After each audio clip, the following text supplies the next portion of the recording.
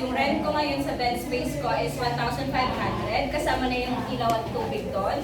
And weekly allowance is 6,000, monthly allowance is 6,000, which is 1,500 per week. Napupunta yung 500 pesos sa groceries, 100 for load and cellular data, 180 for laundry. So in the total of 720. Ayun yung mga expenses ko, necessities ko for the week. And yung matitira is 720 for pocket money divided by 7, which is I have 102 pesos per day pocket money. So, meron doon sa, inuna ko na kasi yung mga pangangailangan ko. So, meron pa akong natirang 2,500 for the material things. So, I have 1,000 pesos for material things. 800 for dalawang bake per month, 5,000 pa. tapos, ano po, 200 pesos for pabango, dalawang set yun, kasi yun po talaga yung luho ko. Yung the rest na matitirang 1,500 is for social wants, which is 500 pesos for one spontaneous night out, and 1,000 pesos for a random craving restaurant. Thank you. Next po. Pamasahe.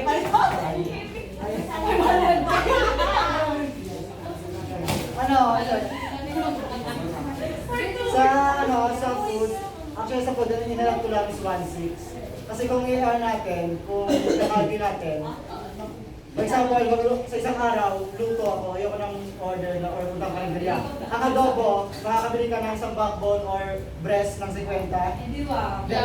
Kasama ko yung malaki, 15, suka, 12, plus paminta, 5 piso. And 82 na yon. Kasi mamaganda ng itlog, magiging 91. Hindi sobrang ako ng doon. Plus yung mga toyo suka ko, kung pwede ko ba gamitin sa iba pang putahe. Yeah, yung isipin, 100 per day lang siya. For 2 weeks is 1,400. Pero may nag-alit ako ng ng 2K for merienda or midnight snack. Ay, 2K! Bali 1,600. Then sa transpo is either 1,700 and 1,400. Pag 1,400 kapag nasabay ako sa pinsang ko, pag may motor ako, 1,400. 100 ang gas per day. Pero kapag transpo na legit is 1,700. Pag itinos ko for 2 weeks. Ang home groceries like shampoo, coffee, and other necessities is 384 lang na complete ko. Then sa social life, 1K for sa LB, actually, pinukupit ko siya every week. Sa LB, 1K ang naano ko every 2 weeks. Then may 1K rin ako sa mga nakakasama ko sa Kabuyaw. Then yung 2K is nagagastos ko kapag may namimita akong someone. So, Bakit na wala ang budget sa day? Tapos 2 weeks kasi 2 weeks yun, so possible na ilang beses kami nag-meet.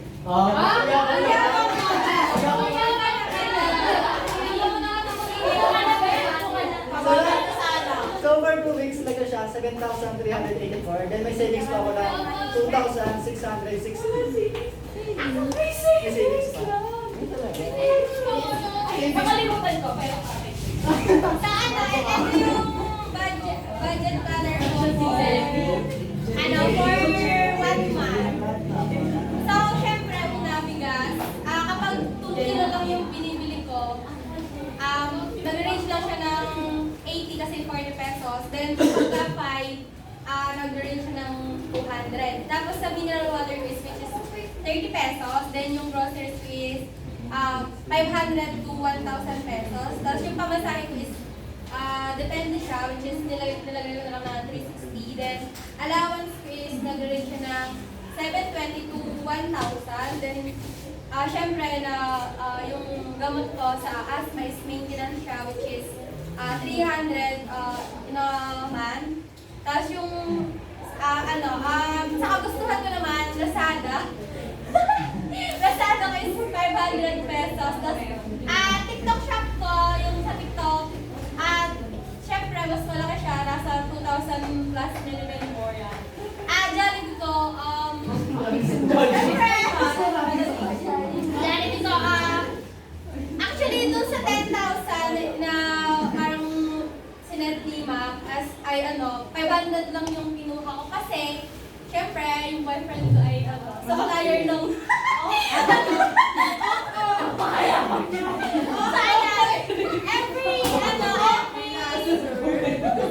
yung boyfriend ko kasi every 1 week or every other day siya nagbibigay ng 1.5.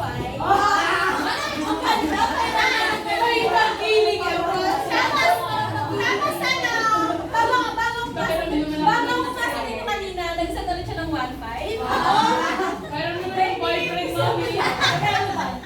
Tapos yung rent ako, yung tatay ko yung nagbabayad. Tapos yung sa loob ko, siyempre, yung boyfriend ko din. Ayan, tapos sa needs ko, 2,890 yung nagagastos ko. Then sa wants, 3,000. Then sa savings ko, yung natira dun sa 10K is 4,110. So, ayun.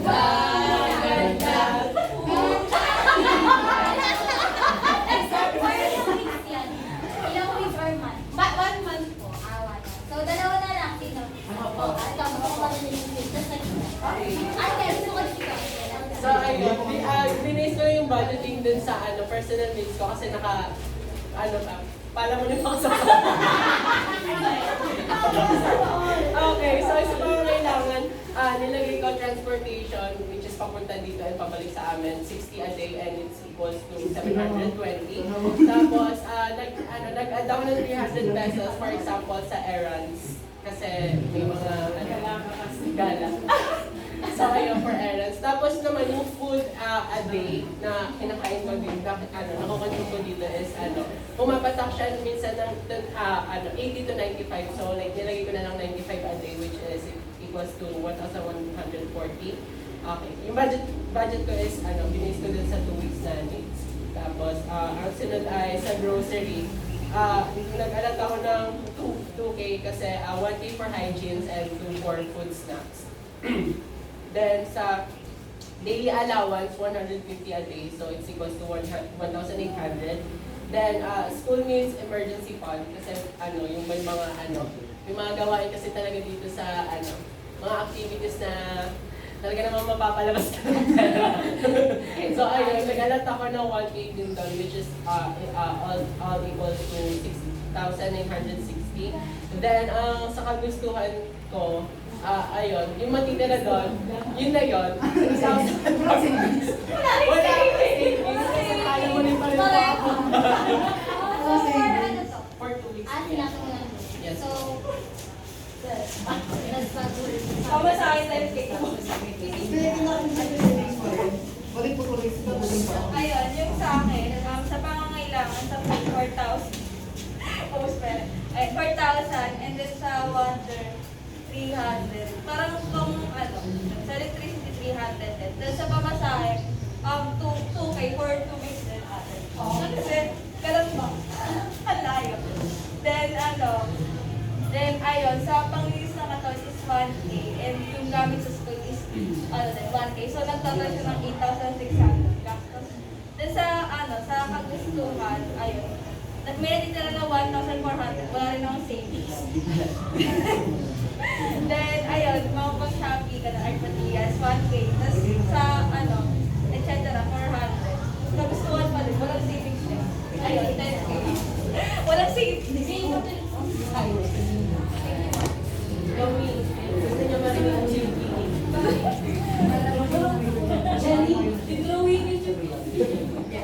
Ako, edi yun, pala mo din din. Pero may hypothetically, kung mayroon akong 10K, syempre magbibigyan ko sa'yo. Ate ako. Nilagay ko, food at saka water. 3,000 worth of grocery, mamti lang yun. Sama ko sa nanay ko. Ang hygiene is yun, shampoo, toothbrush, toothpaste, 1,000. Walang panlabang. School allowance, malapit lang ba yun ako, hindi ako namamasahe, hindi malaking pamasahe. So, 100 lang, okay na sa akin sa isang araw. Pwede na pangkain, tapos naglalak lang ko.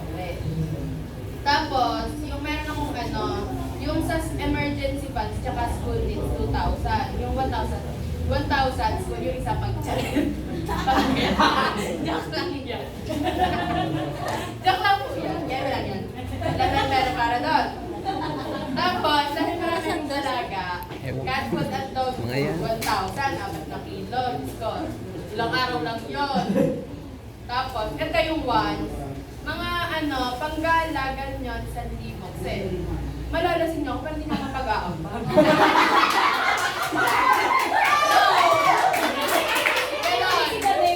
Ganun dapat ang mantra. Pag may sakaya, ate, malal. Tapos mga pambili ng isda, ayun, pang Shopee, gano'n, 1,000 din. Yes, pero hindi ko sa'yo magastusan. Ate, Okay, pasa na lang. pasok pala siya lang kung ano yung hard. So, ayan, natuto tayo kung paano natin makinig po. Paano po i-budget yung 10K? So, as a student pa lang po kayo. So, yung 10K is parang umaabot sa inyo ng 1 month or yung iba, 2 weeks naman. Pero, in the future, yung 10K, parang 1 week na lang yan, no? Pag nagkapamilya tayo, lalo na yung mga expenses natin. Pag nagkapamilyahan na. So, for your assignment naman po, next week nyo naman po ito ipapasa. I-observe nyo yung for 1 week na gastos nyo. So, may nakalagay dito, Sunday, Monday, Tuesday, Wednesday, Thursday, Friday. Then, ilalagay nyo lang yung total amount kung magkano ba yung nagiging gastos nyo sa buong 1 week. So, ipapasa nyo na lang siya kay Sir Brian, tapos ipapasa sa akin. Ibibigay sa akin ni Sir Brian. Titignan ko po siya. So, ayan, for next week naman to, so huwag kayong mag-alala. I-observe nyo yung 1 week nyo na kung pagkano nagastos nyo for Monday, Tuesday, Wednesday, yan yung total amount. And titignan ko kung sino yung pinakamalaking gumastos sa inyo. I-mention ko yan. Magsisinungaling ako. And yan, pakipasa na lang po. Isa rin sa Mag-inom tayo sa amin para mas pagkakas. Give naman. Di Jessica na kay mix and match. Everyday pa. Bukas huwag na tayo mag-mix and match. Buwi na tayo. Wala tayo. Sobra ba?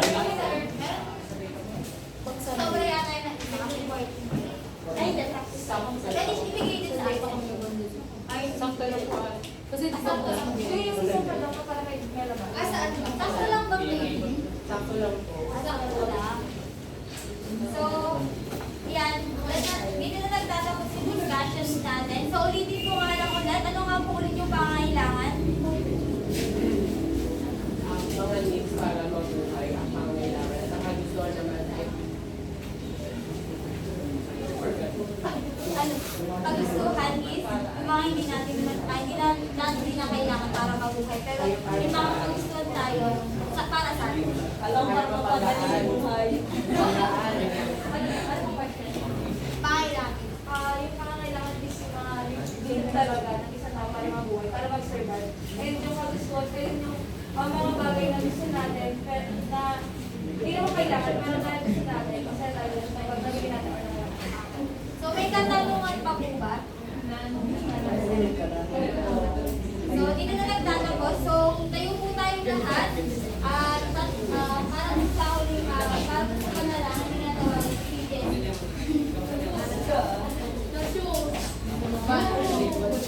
Sana naman pa ako ni Lord, di pa ako nag-church. Yung po natin yung Ama, dakila at makapangyarihan ka po sa lahat. Maraming salamat po sa matagumpay na demo teaching na ginawa po ngayong araw. Gabayan niyo po kami at patuloy niyo po kami yung pagkaluban ng katalinuhan ng gagaling po mula sa inyo. Kalakasan ng katawan po, Ama, upang magamit namin sa patuloy na pagdakila at pagsamba po sa inyong napakadakilang pangalan. Ang lahat po ay pag-alang namin po hinihiling sa tanging pangalan po ni Jesus na aming dakilang tagapagligtas. Amen. Thank you so much, Oksa.